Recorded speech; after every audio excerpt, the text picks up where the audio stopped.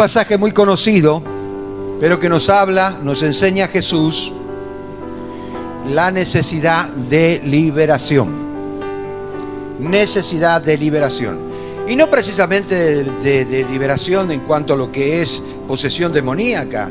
Hay ataduras, hay cosas dentro de nuestro ser que tienen que ser arregladas, y obviamente esto significa liberar a la persona de un peso, liberar a la persona de un problema psicológico, liberar a la persona de opresiones demoníacas, liberar a la persona de mañas, liberar a la persona de rechazo, de raíz de amargura, y de todas esas cosas tienen que ser liberadas, obviamente, porque hay una atadura, se llama atadura, que mantiene a la persona atada al problema, a las dificultades, a todas esas cosas que nos separan de Dios, que el enemigo quiere obviamente utilizar. Dice Juan capítulo 8, versículo 31 al 38, dice así: y dijo entonces Jesús a los judíos que habían creído en él: si vosotros permanecéis en mi palabra, seréis verdaderamente libres, y conoceréis la verdad, y la verdad os hará libre. Le respondieron: linaje de Abraham somos, y jamás hemos sido esclavos de nadie. Wow, ahí está mintiendo, porque eran esclavos en Egipto, y también fueron esclavos en Babilonia. Y si vamos a hurgar, vamos a darnos cuenta que el pueblo de Israel estuvo más esclavizado que nunca. Bueno, que ninguna otra nación. Esclavos no eran de nadie, según ellos. Como dice, ¿seréis libres? La pregunta que le hacen los judíos. Jesús les respondió: de cierto os digo, que todo aquel que hace pecado, esclavo es del pecado. 35. Y el esclavo no queda en la casa para siempre, el Hijo queda para siempre. Así que, si el Hijo os libertare, seréis verdaderamente libres. Sé que sois descendientes de Abraham, pero procurad matarme, porque mi palabra no haya cabida en vosotros. Yo hablo lo que he visto cerca del Padre, y vosotros hacéis lo que habéis oído cerca de vuestro Padre. Amén. Muy bien, entonces, hay situaciones negativas en la vida de las personas que se repiten continuamente, y sigue esos problemas, o casos, ¿no es cierto?, en los cuales la misma dificultad se va reiterando. Entonces es tiempo de parar y reflexionar. La Biblia nos enseña eso. Dice Jeremías, dice: paraos en los caminos y analícense a ver en qué cosa hemos fallado. Entonces siempre hay un llamado a la conciencia de la persona, tratando de analizarse, de autoanalizarse a sí mismo. ¿Se puede de repente romper una atadura con el simple hecho de analizarse a sí mismo? Cuando nosotros empezamos a darle lugar al Espíritu Santo, el Espíritu Santo lo que está esperando de nosotros, que nos autoanalicemos, que reconozcamos nuestros errores y que permitamos que esos errores sean subsanados, y de esta manera ser libres de esa opresión. Usted necesita liberación de parte de Dios. Todo el mundo necesita liberación. No hay ni una persona en este mundo que no necesite ser liberado de algo. Siempre hay algo dentro de su ser que lo va a marcar, que ya está marcado y que necesita romper. Y obviamente en esta mañana vamos a estar hablando un poquito de eso. Asimismo, si en cierta época de la vida, para poder dejar que el Espíritu Santo nos esté ministrando, debemos reconocer las áreas no solamente en la que hemos fallado, sino buscar el porqué de la situación. Hay personas que viven deprimidas, sienten que no van a avanzar, que no van a crecer, crecen un poco y después se desaniman porque no alcanzan sus objetivos. Y son cosas que se tienen que romper, hay paredes que se tienen que romper dentro del campo espiritual. Porque todo tiene que ver con el campo espiritual, todo, lo que se ve fue hecho, lo que no se veía. Aún lo más inverosímil, o lo más sin importancia, vino del mundo espiritual. Este arbolito, ¿no es cierto? Es un arbolito que lo hizo una persona. Pero ¿de dónde vino? ¿Cómo fue creado? ¿Cómo la persona tuvo la imaginación de hacer algo así? Del mundo espiritual. Somos todos productos del mundo espiritual y por ende muchas veces sufrimos los ataques del enemigo y tenemos que aprender a desenvolvernos en ese campo. Entonces, en el Salmo capítulo 34, versículo 4, dice así: busqué a Jehová, Él me oyó y me libró de todos mis temores. Versículo 5, y dice, los que miraron a Él fueron alumbrados y sus rostros no fueron avergonzados. El salmista nos destaca primeramente la labor del Señor en la persona. El deseo que tiene Dios de que tú recuperes la visión que habías perdido o que había perdido el hombre en el huerto del Edén. Entonces, y la autoridad. Dios está deseoso, por eso se preocupa por el ser humano, si no, no tendría ni sentido. Ahora bien, ¿cómo ser libre de las ataduras del alma? Que produce miseria económica, miseria emocional, miseria espiritual, todo tipo de miseria produce las ataduras del alma. Hay personas que son muy susceptibles, no le puede decir nada porque se ofenden, se enojan, se da media vuelta, el pastor me ofendió y no fue así. ¿Por qué? Porque hay algo dentro de él que tiene que ser roto, que tiene que ser desatado. Hay personas que fabrican su propia autodefensa y obviamente cuando ven algo que se asimila al problema que tuvo, ya sea en la infancia, ¿no es cierto?, o en la juventud, se manifiesta.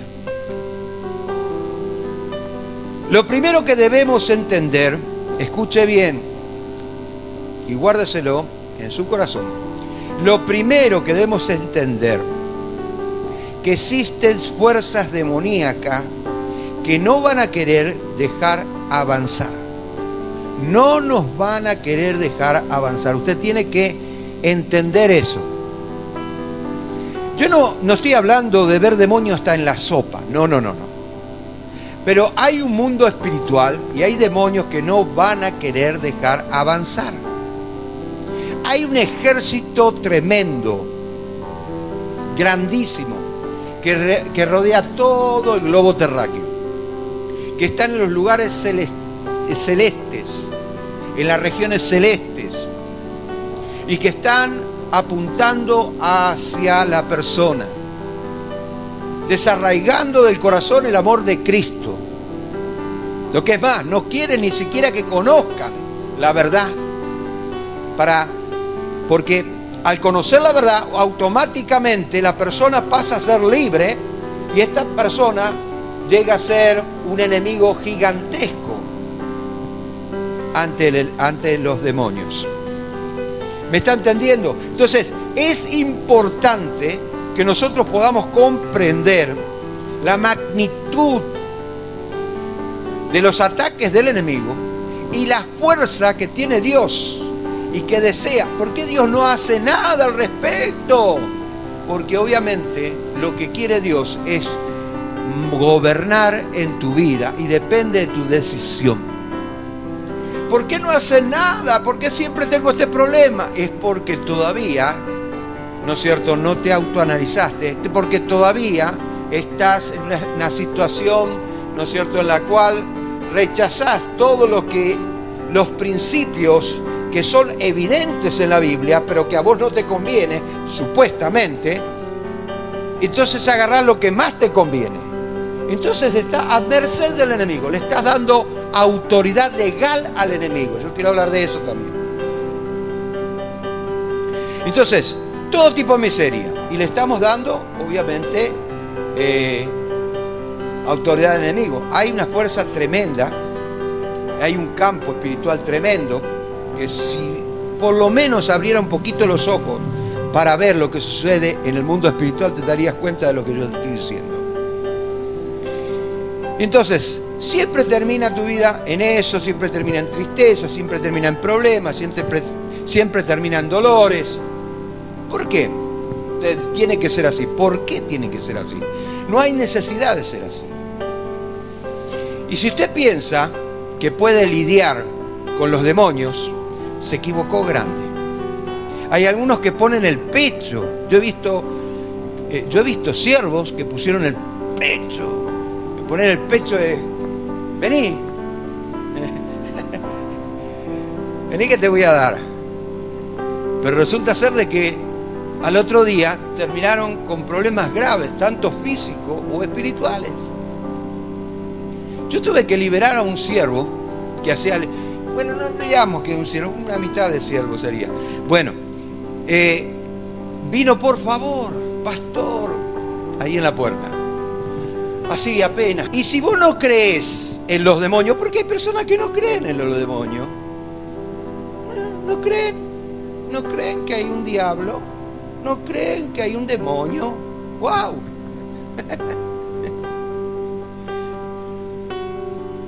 Es porque esas personas están ciegas. Entonces, quiere decir que todos los problemas que hay en el mundo son atribuidos a Dios. Santiago dice que Dios no puede ser tentado. Dios no tienta a nadie porque no puede ser tentado. Dice en Efesios, para que vayamos un poquito más adelante, Efesios capítulo 2, versículos 1 y 2, pasaje conocido también, pero que nos habla de esto.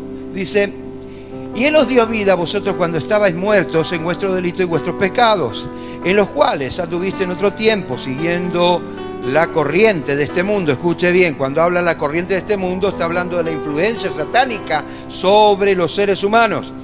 La corriente de este mundo, conforme al príncipe de la potestad del aire, el espíritu, que ahora opera en los hijos de desobediencia.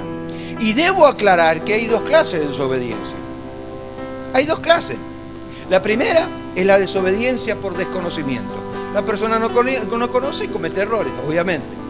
O le enseñaron mal. Entonces, le dio plena autoridad al enemigo y pasa por muchas circunstancias. Llega a un punto en el cual dice, yo no creo más en Dios, porque Dios a mí no me responde. No es eso. Es que vos estás haciendo mal las cosas. Dios quiere responderte, pero es a la manera de Él, no es a tu manera. Y aunque no sepas, y aunque Dios tenga misericordia y te esté guardando hasta el momento en que vos te decidas a creer y ser obediente, obviamente van a pasar muchas cosas. Entonces, desobediencia por desconocimiento. Y segundo, desobediencia por rebeldía. Entonces, obviamente la rebeldía es cuando la persona escucha la verdad y se resiste. No voy a ser fiel. No, porque me parece que son muy letrados los pastores. Sin lugar a dudas, hay pastores que son letrados. Pero la persona se da cuenta enseguida. Entonces, ¿qué dice la palabra? Si yo soy fiel a la palabra, Dios tiene que responder. Por más que sea letrado el pastor, tiene que responder. Porque uno le está siendo fiel a la palabra. Y el instrumento que Dios está usando es un pastor que está hablando, que está enseñando, que está predicando y que obviamente quiere que la persona, ¿no es cierto?, pueda recibir de parte del Señor todas las promesas, que obviamente llevan sus requisitos. Entonces, por rebeldía sería eso. Algunas cosas agarro, otras no agarro. Porque el apóstol Pablo dijo, ¿no es cierto? Escudriñarlo todo, retener lo bueno y rechazar lo malo. Entonces, si lo malo para vos es ser fiel al Señor y lo estás rechazando, obviamente vas a tener un problema. Que se entienda. Amén. Yo quiero hablar de la liberación, de lo que es la liberación, de nuestro mundo interior, de nuestra psiquis. Amén. De nuestro ser. Muchos llaman las ataduras del alma como mala suerte. Como cristianos no creemos en la mala suerte. ¿No es cierto?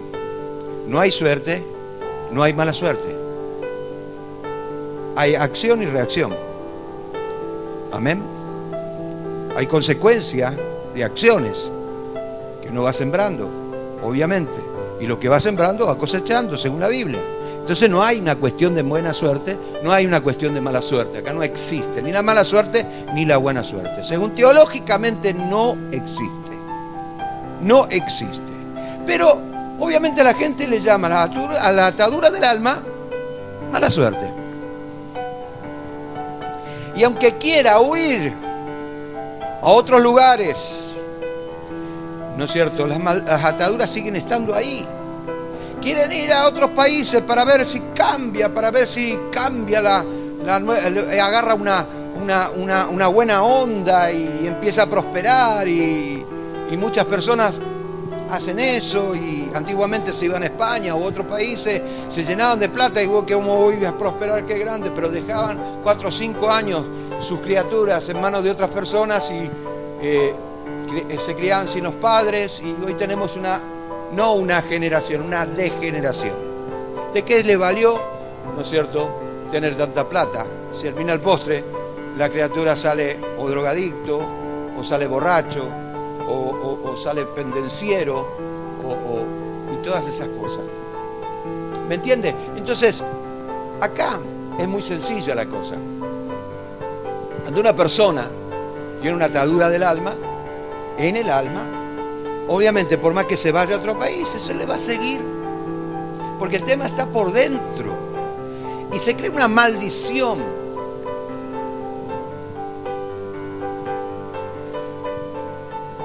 Entonces, esa persona va sufriendo a medida que va avanzando en edad. Cuando llega a una edad, su vida fue un desastre, empieza a hacer una evaluación de su vida. No pegué ni una buena. De repente tiene 40 años y de los 40 años lo único que me llevo de esta vida es sacrificio, dolores, amarguras, tristezas, borracheras. No aproveché la vida. No jugué con mis hijos. No aproveché a mi esposa. No tuve una familia. Aunque la tuve físicamente, pero al no estar ahí no la tuve. Entonces, obviamente son esas cosas que van produciendo en el ser humano ataduras terribles. Y obviamente llega un momento en que atribuye todo a Dios. O como escuché hace poco, que la culpa de todo lo que le pasa al ser humano es por el cristianismo. Por el cristianismo hubo grandes peleas, guerras, ¿no es cierto?, inquisiciones y todas esas cosas. Y que quieren erradicar el cristianismo. Pero el cristianismo no es así. Eso no fue un cristianismo. Y ya lo dijo el Señor, yo no he venido a traer paz sino espada. Pero no porque Él deseaba traer espada, sino porque el ser humano iba a interpretar mal las cosas que Dios quería darle. Y no aprovechó la oportunidad que Dios le da, haciendo su propio camino y su propia manera de enfocarse con Dios. Cosa que se alejó cada vez más. Y como bien dije al principio, estamos expuestos a entes espirituales de maldad, a demonios, que lo que quiere es que vos te descuides por un momento para que él pueda tener autoridad legal. ¿Qué necesitamos? Busquemos la solución en Cristo. Claro, ¿quién no sabe eso? ¿Pero cómo? Escuche bien. La primera parte, porque yo voy a estar hablando sobre el tema de liberación, no sé, 2 o 3 domingos más, y voy a enfocar en algunos puntos muy más importantes todavía. Pero acá,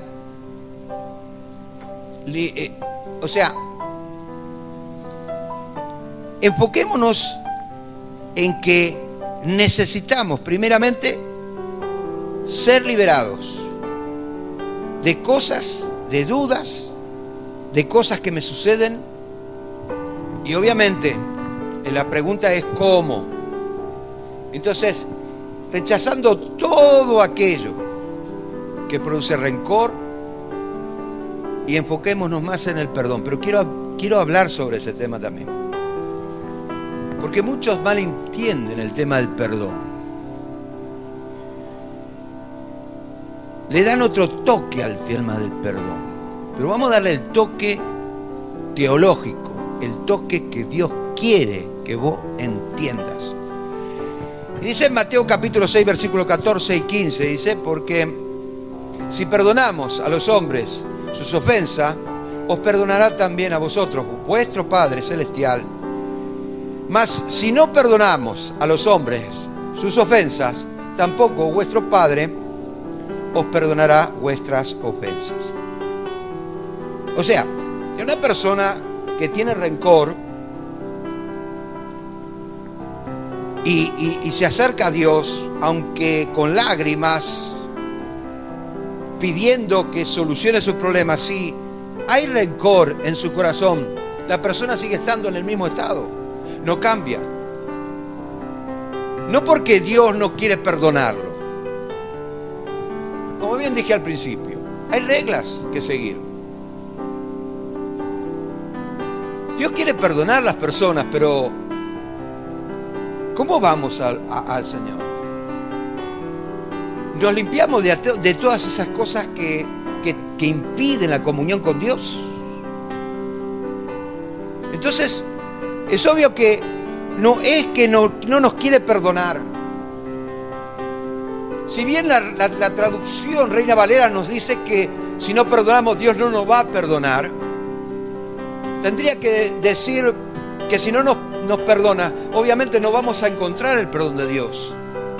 No es que Dios no nos va a perdonar, es que no vamos a hallar el perdón de Dios, porque seguimos en el mismo estado. No hay un arrepentimiento.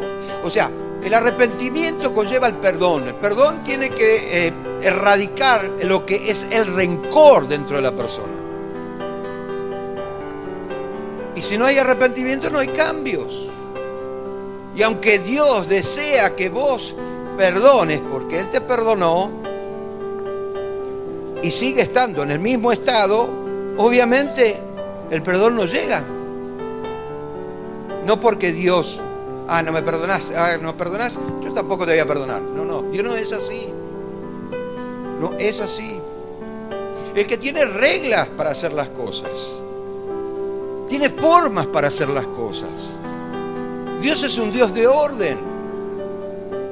Y muchos se enfocan mal. Tampoco es decir a la persona yo te perdono. Pero acá, el perdón verdadero es soltar el rencor.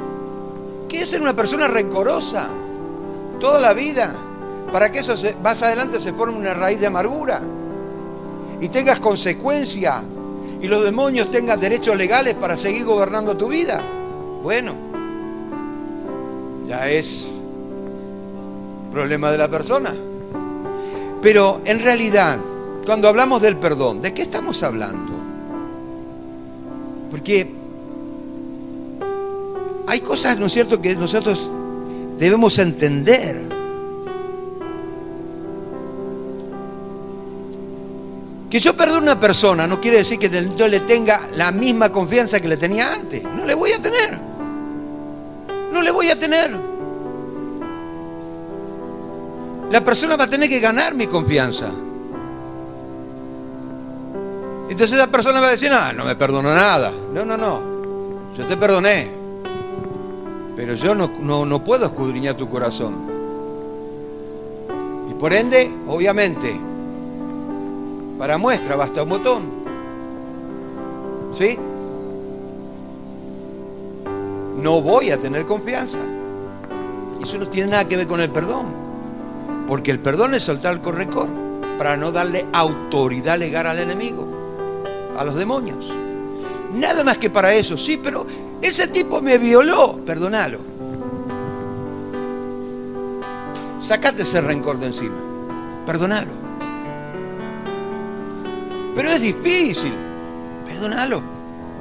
Eso no quiere decir que vos te hagas amigo de esa persona. No quiere decir eso. Eso quiere decir de que yo tengo que desligarme de ese rencor para no darle autoridad legal a los demonios. ¿Me estás entendiendo? ¿Ok? Muy bien. Ahora, ¿qué decía Pablo? Y quiero entrar dentro de este campo porque malinterpretan lo que es el perdón. Porque no se crean que porque soy pastor y alguien me viene a querer empujar o a querer... no me voy a defender, me voy a defender. Ah, pero pastor, estuviste predicando sobre el perdón. No tiene nada que ver con el perdón. No tiene nada que ver con el perdón. Y les voy a decir, Efesios capítulo 4, versículos 26 y 27. Airaos, pero no pequéis. No se ponga el sol sobre vosotros, sobre ese enojo. Ni le deis lugar al diablo. Mire, acá Pablo nos está negando. Yo me voy a enojar. Pero al rato se me pasa. Porque no tengo rencor. Y es normal enojarse, sí. A veces para demostrar a la persona que se equivocó. Y tenemos un mal concepto de lo que es, ¿no es cierto?, verdaderamente lo espiritual. Porque aún Jesús, cuando entró a la casa, dice, tiró la mesa de los cambistas, agarró un látigo y empezó a darle latigazo para todo el mundo. Ah, pero es el Mesías. Pero no se trata de eso. ¿Acaso Jesús no se enojó con sus discípulos y le dijo, ¿hasta cuándo tengo que aguantarlo a ustedes, viejo? Pablo se enojó con Pedro y le dijo que era un hipócrita. En su cara le dijo. Entonces Pedro se levantó. Lea Gálatas, lea Hechos de los Apóstoles capítulo 15, Gálatas capítulo 2. Escuche, él lea. Entonces Pedro se levantó porque era un impulsivo. Y Pablo le habla, no te creas, le dice, porque yo soy hombre igual que vos.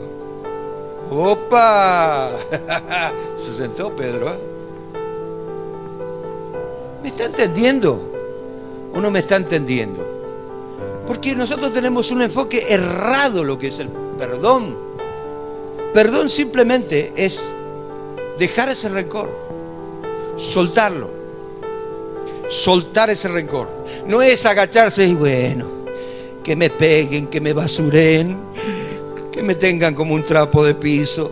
Total es para el Señor. A la pinta. ¿No es así?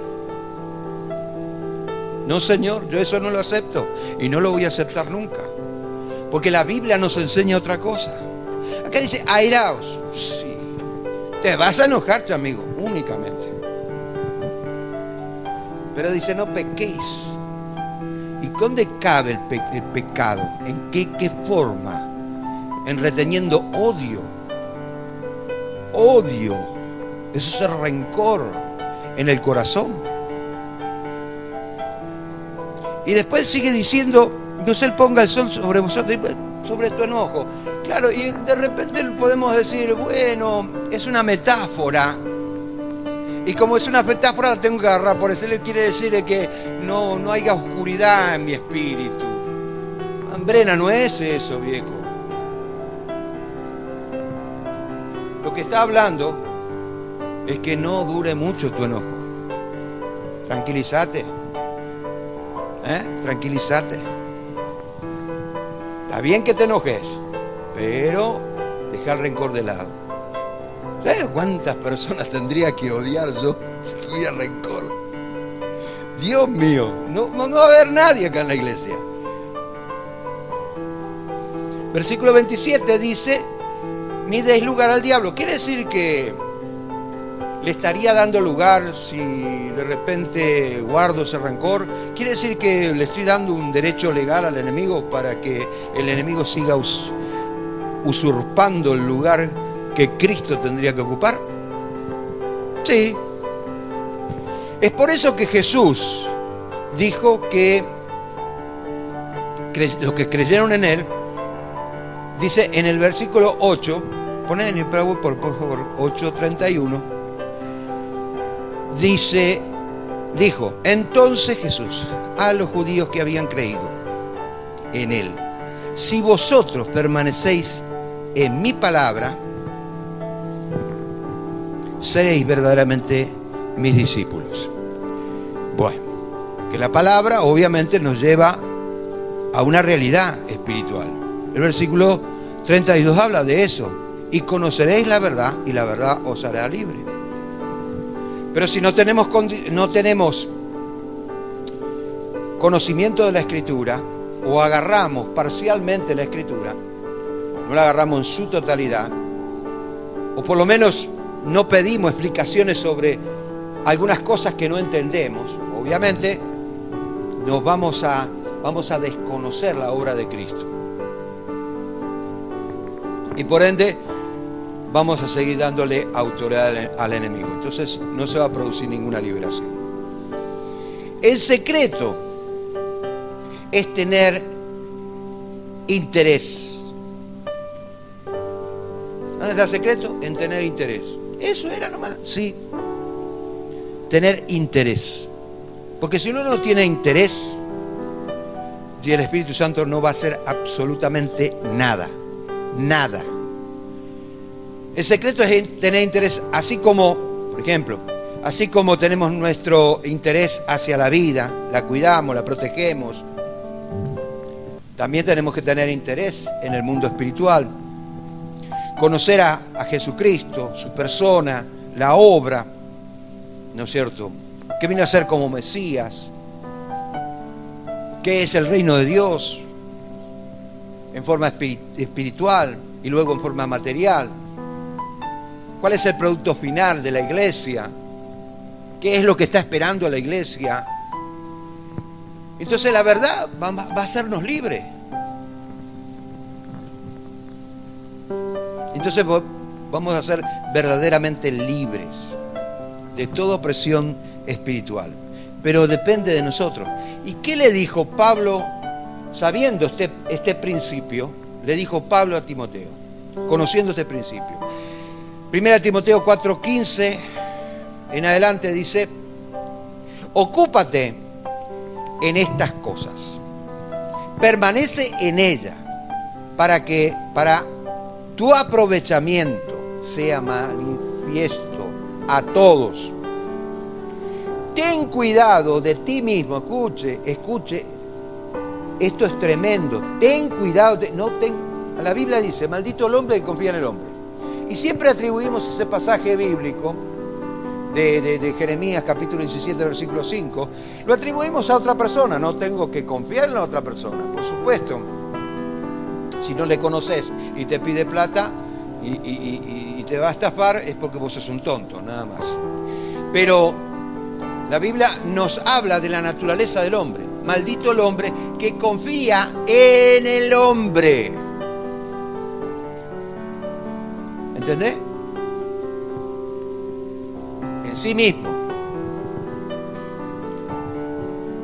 Entonces el versículo 16 dice, ten cuidado de ti mismo y de la doctrina, persiste en ello, pues haciendo esto te salvarás a ti mismo.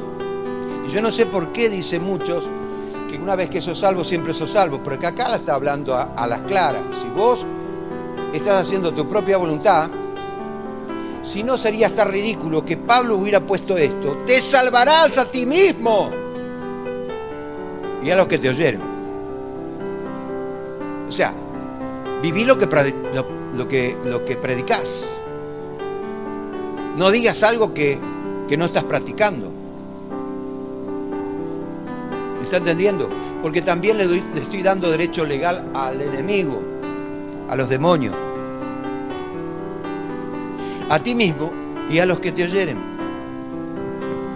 La naturaleza del hombre conlleva la maldición adámica, que viene desde Adán. Algunos lo llaman pecado original. En la teología católica es así. Y está propenso a ser atado y controlado por demonios. Por naturaleza, el hombre está a merced de los demonios. Es por eso que el hombre está como está. Y no es una cuestión de posesión demoníaca. Ataduras y cosas que tienen que ser desatadas, rotas, ¿tienen que ver con los demonios? Sí. Hay un propósito. Hay cristianos que dicen, los demonios no pueden tocarme y mucho menos atarme. Es cierto, es cierto. Si no le das derecho legal, no te puede tocar ni te puede atar. Pero si fuera así, ¿para qué te va a tentar? Te tienta porque sabe que si vos cedes a la tentación, obviamente, le estás cediendo el derecho al enemigo. Y obviamente el demonio va a hacer lo que quiera de tu vida porque vos mismo le estás dando lugar. ¿Me está entendiendo? Ahora, ¿qué dice la Biblia con respecto a esto? En 2 de Corintios, capítulo 2, versículo 11. Para que Satanás no gane ventaja alguna sobre nosotros, pues no ignoremos sus maquinaciones.